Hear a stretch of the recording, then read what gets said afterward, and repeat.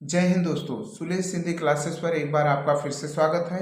मैं सुलेश सर आज आपके लिए फिर से एक महत्वपूर्ण वीडियो लेके आया हूँ। कक्षा 12 हिंदी काव्य का पवन दूतिका नामक पाठ, जो कि कवि अयोध्या सिंह उपाध्याय हरिऔध जी द्वारा रचित है। यह पाठ परीक्षा के दृष्टि से बहुत ही महत्वपूर्ण है। विद्या क्वेश्चन बैंक के माध्यम से इस पाठ से 4 अति महत्वपूर्ण छंद दिए गए हैं। आज हम उन्हीं महत्वपूर्ण छंदों को पढ़ेंगे और इसकी व्याख्या को बड़े ही शानदार तरीके से समझेंगे और यह भी देखेंगे कि यह एग्जाम में किस तरह से प्रश्न बनता है और किस तरह से यहाँ से प्रश्न के छंद के माध्यम से किस तरह से यहाँ से प्रश्न पूछे जाते हैं। तो आइए हम देखते हैं। जैसे यहाँ पे दिया है, दिए गए पद्यांश पर आधारित निम्नलिखित प्रश्नों के उत्तर दीजिए। तो देखिए यहाँ पर पद्यांश दिया है और यहाँ से प्रश्न पूछे जा रहे हैं। तो सर्वप्रथम हम इसके पद्यांश को जितनी अच्छी तरह से पढ़ेंगे उतना ही अच्छी तरह से हम इसके प्रश्नों के उत्तर भी दे पाएंगे। तो आइए हम लोग सर्वप्रथम इसकी व्याख्या को बड़े ही अच्छे ढंग से पढ़ते हैं और इसके बाद एक एक प्रश्नों का उत्तर हम बड़े शानदार तरीके से देते हैं। तो देखिए, बैठी खिन्ना यज्ञ दिवस वे गेह में थी अकेली। बैठी खिन्ना यज्ञ दिवस, जब भगवान श्री कृष्ण मथुरा चले जाते हैं तो उस समय राधा की क्या दशा होती है। कवि ने बताया है कि बैठी खिन्ना, खिन्ना का मतलब होता है उदास, यज्ञ दिवस अर्थात एक दिन, वे अर्थात राधा गेह में थी माने घर में थी, अकेली का मतलब होता है अकेली। बैठी खिन्ना यज्ञ दिवस, यज्ञ दिवस का मतलब एक दिन, एक दिन वे अर्थात राधा, एक दिन राधा खिन्ना उदास होकर अकेली अपने घर में बैठी हुई थी। एक दिन राधा उदास होकर अकेली अपने घर में बैठी थी। आंखें आंसू दृग युगल में थे धरा को भिगोते।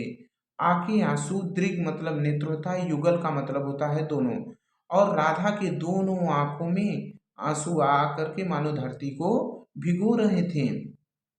आई धीरे इस सदन में पुष्प सदगंध को ले।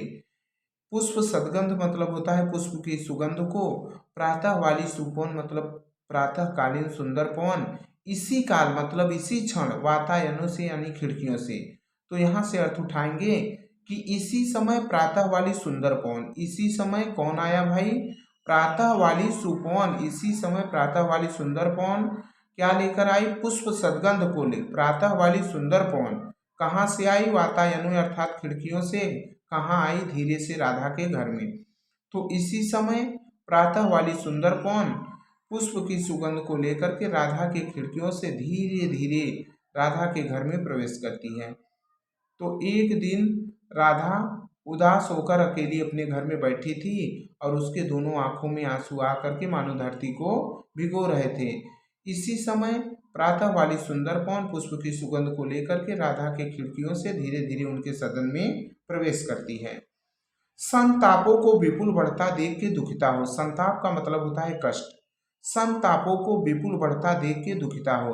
राधा अपने कष्टों को, विपुल का मतलब होता है अत्यधिक, राधा अपने कष्टों को अत्यधिक बढ़ता हुआ देखकर और दुखी हो जाती हैं। देखिए, प्रकृति जो होता है यह उद्दीपन का कार्य करता है।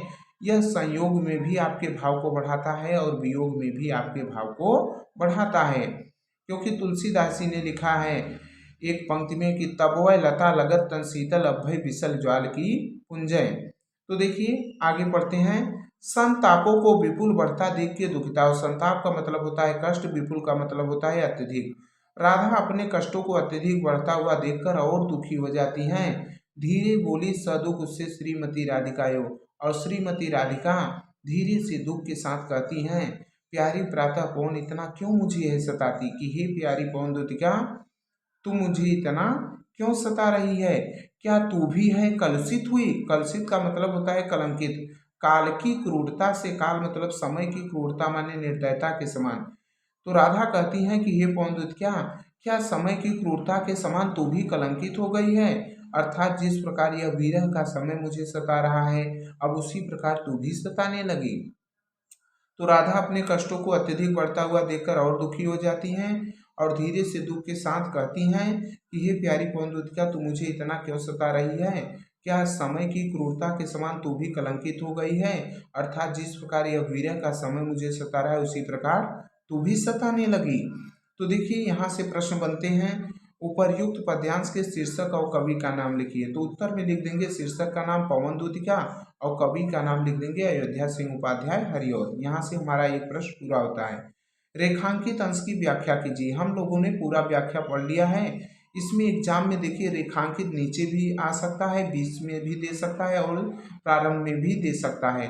तो जहाँ से रेखांकित होगा उसका अर्थ हमें केवल लिख देना है। घर में दुखी होकर एक दिन अकेले कौन बैठा था? तो घर में दुखी होकर एक दिन अकेली राधा बैठी थी। फूलों की सुगंध से युक्त होकर राधा के घर में किसने प्रवेश किया? तो फूलों की सुगंध से युक्त होकर एक दिन राधा के घर में प्रातःकालीन सुंदर पवन ने प्रवेश किया। अंतिम क्वेश्चन है, राधा ने प्रातःकालीन वायु से दुखित होकर क्या कहा? देखिए यहाँ से धीरे बोली सदुख से श्रीमती राधिकायो, प्यारी प्रातः पवन इतना क्यों मुझे है सताती। तो राधा ने प्रातःकालीन वायु से दुखित होकर क्या कहा? तो राधा ने प्रातःकालीन वायु से दुखित होकर कहा कि हे प्यारी पवन दूतिका, तू मुझे इतना क्यों सता रही है? क्या समय की क्रूरता के समान तू भी कलंकित हो गई है?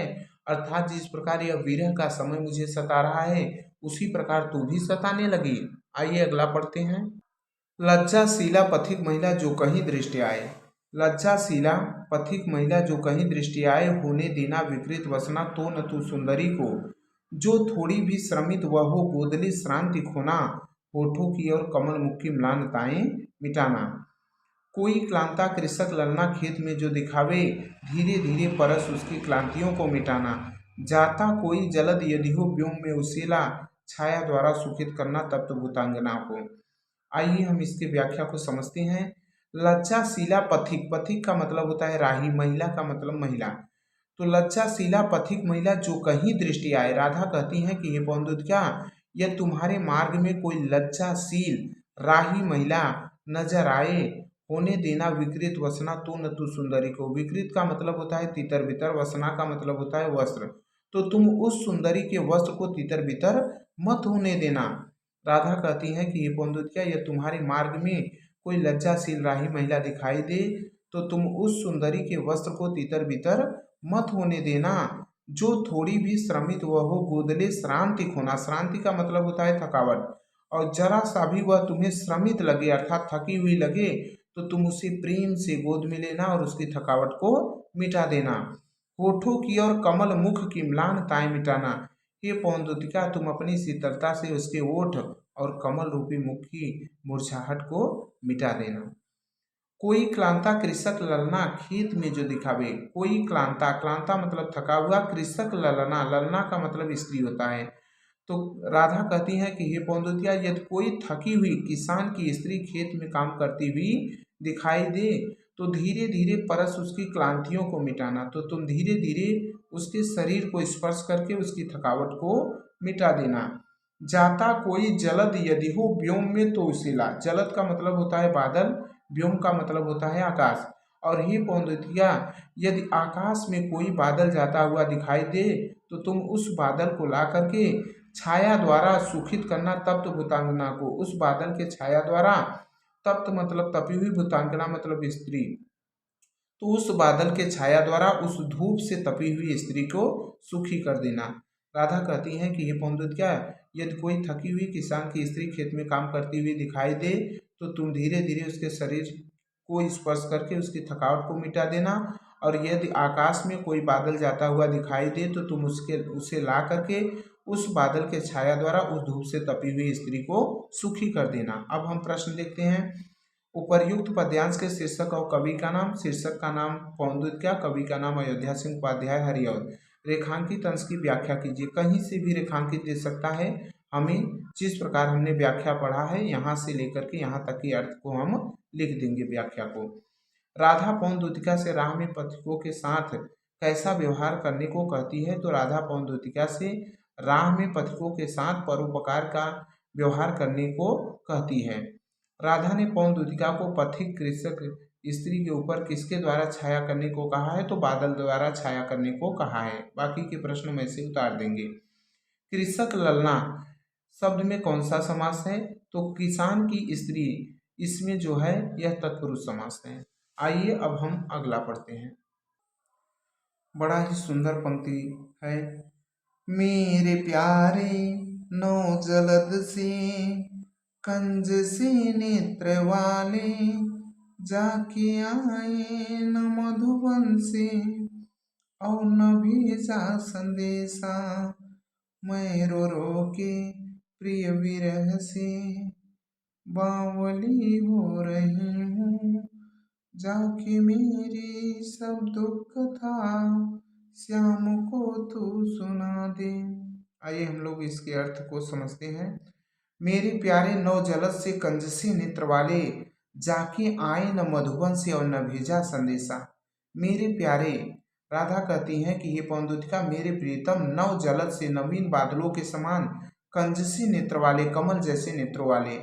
राधा कहती हैं कि ये पवनदूतिका मेरे प्रियतम नवीन बादलों के समान कमल जैसे नेत्रों वाले अर्थात श्री कृष्ण जाके आए न मधुबन से और न भेजा संदेशा। मधुबन यहाँ गोकुल के लिए कहा गया है कि इस गोकुल से चले जाने के बाद ना ही मथुरा से वापस आए और ना ही वहां से मेरे लिए कोई संदेश भेजा।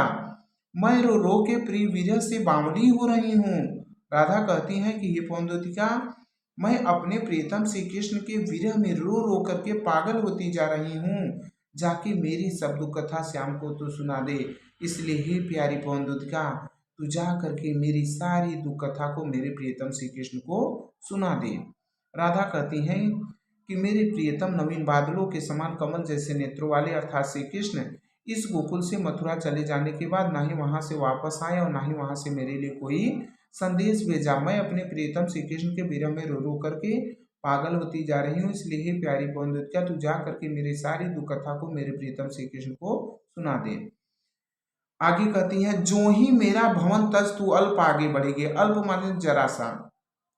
जो ही मेरा भवन तज तू अल्प आगे बढ़ेगी। राधा कहती हैं कि ये पवनदूतिका, तू जैसे ही मेरे घर को छोड़कर थोड़ा ही आगे बढ़ोगी, वैसे ही तुम्हें शोभा देने वाली, सुख देने वाली कितनी मंजू कुंजे मिलेंगी। मंजू मतलब सुंदर। वैसे ही तुम्हें शोभा देने वाली, सुख देने वाली न जाने कितनी ही सुंदर सुंदर वृक्षें मिलेंगी।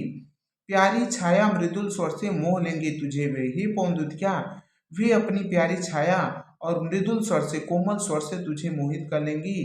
तो भी मेरा दुख लख वहां जान विश्राम लेना, फिर भी मेरे दुख को ध्यान में रखना और वहां पे जाके आराम मत करना, बल्कि सीधे चली जाना और मेरी सारी दुख कथा को मेरे प्रियतम श्री कृष्ण को सुना देना।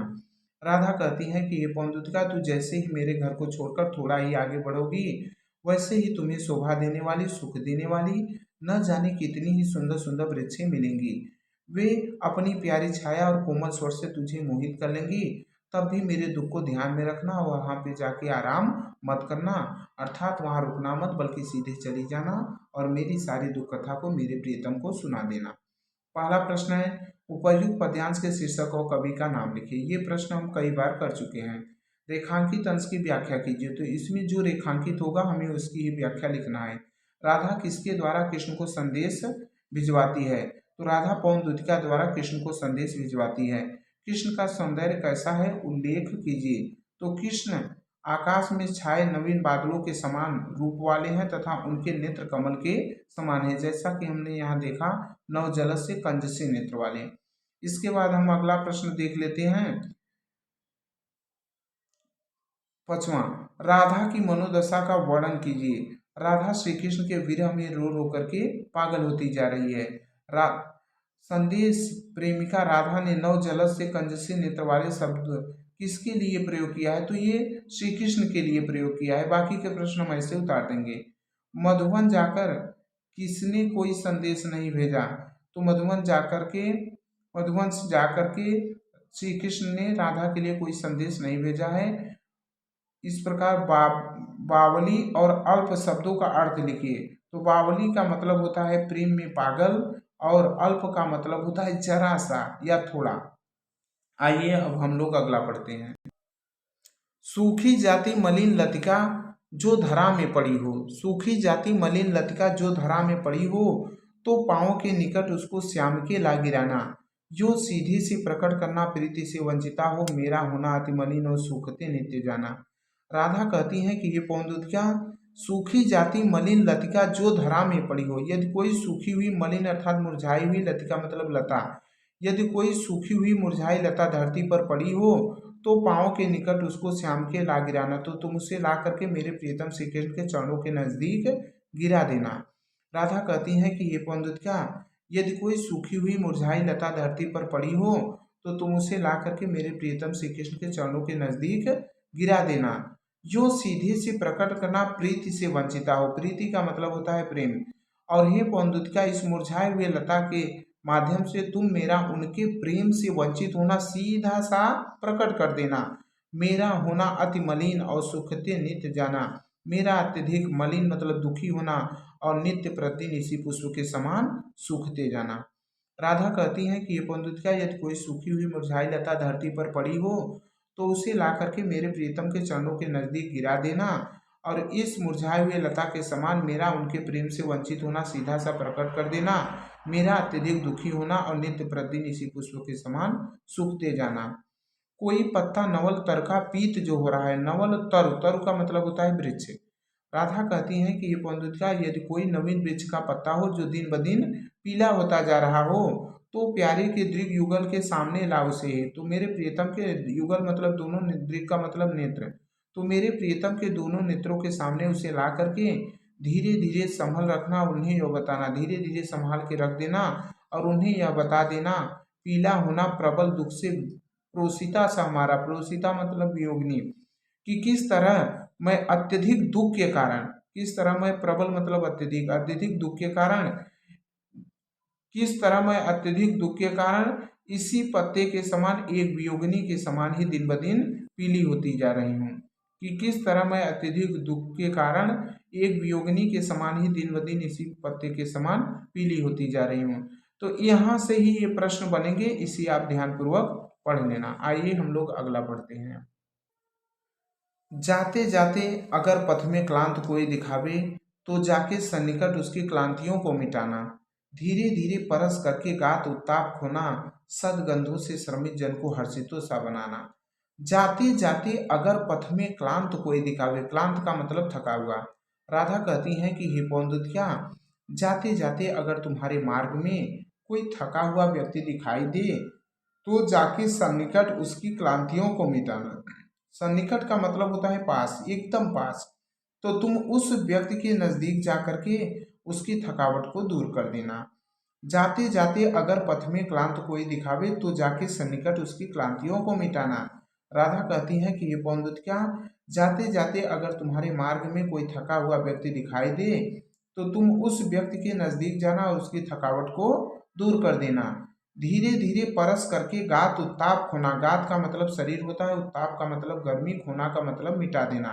और धीरे धीरे उसके शरीर को स्पर्श करके अपनी शीतलता से उसके शरीर की गर्मी को मिटा देना। सदगंधों से श्रमित जन को हर्षितों सा बनाना और अपनी सुगंधित वायु से उस थके हुए व्यक्ति को प्रसन्न चित्त बना देना। लज्जाशीला पथिक महिला जो कहीं दृष्टि आए। राधा कहती हैं कि ये पवनदूतिका, यदि तुम्हारे मार्ग में कोई लज्जाशील राही महिला नजर आए, होने देना विकृत वसना तू न सुंदरी को, तो तुम उस सुंदरी के वश को तितर बितर मत होने देना। जो थोड़ी भी श्रमित वह हो गोदले शांत होना, और जरा सा भी वह थकी हुई लगे तो तुम उसे प्रेम से गोद में लेना, उसकी थकावट को मिटा देना। होठों की और कमल मुख की म्लानताएं मिटाना, तुम अपनी शीतलता से उसके ओठ और कमल रूपी मुख की म्लानताएं मुरझाहट को मिटा देना। दोस्तों, वीडियो पसंद आए तो लाइक और शेयर जरूर करना, और वीडियो पढ़ने के बाद जो भी भैया बहन 12वीं में हों उन्हें जरूर शेयर कर देना। धन्यवाद।